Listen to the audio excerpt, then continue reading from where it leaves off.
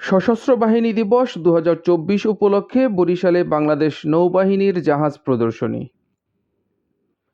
বরিশালে সশস্ত্র বাহিনী দিবস ২০২৪ উপলক্ষে বাংলাদেশ নৌবাহিনীর জাহাজ প্রদর্শনী অনুষ্ঠিত হয়েছে।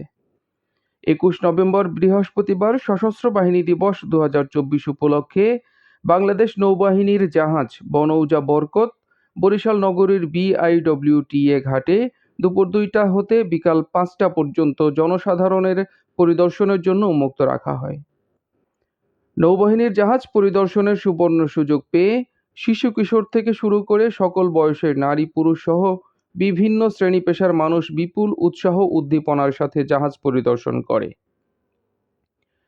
এ সময় দর্শনার্থীদের উপচে পড়া ভিড় লক্ষ্য করা যায়। যুদ্ধ জাহাজ পরিদর্শন করতে পেরে সবাই বেশ খুশি। জাহাজ দেখতে আসা এক অভিভাবক বলেন, বাংলাদেশ নৌবাহিনীর যুদ্ধজাহাজ সরাসরি দেখার মাধ্যমে তরুণরা বাংলাদেশ নৌবাহিনী সম্পর্কে আরও ভালোভাবে জানতে পারছে।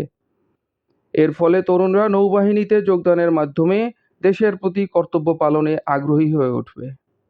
তথ্য ও ভিডিও চিত্র সংগ্রহ করেছেন মোহাম্মদ পারভেজ শিকদার। News desk, Bijli Barta. আসসালামু আলাইকুম, পিটিভিসার Mamun BNS Barkat. Welcome to Barkat. আমি আপনাদের মোটামুটি আমার এই কামান সম্পর্কে গান সম্পর্কে একটু ধারণা দিব।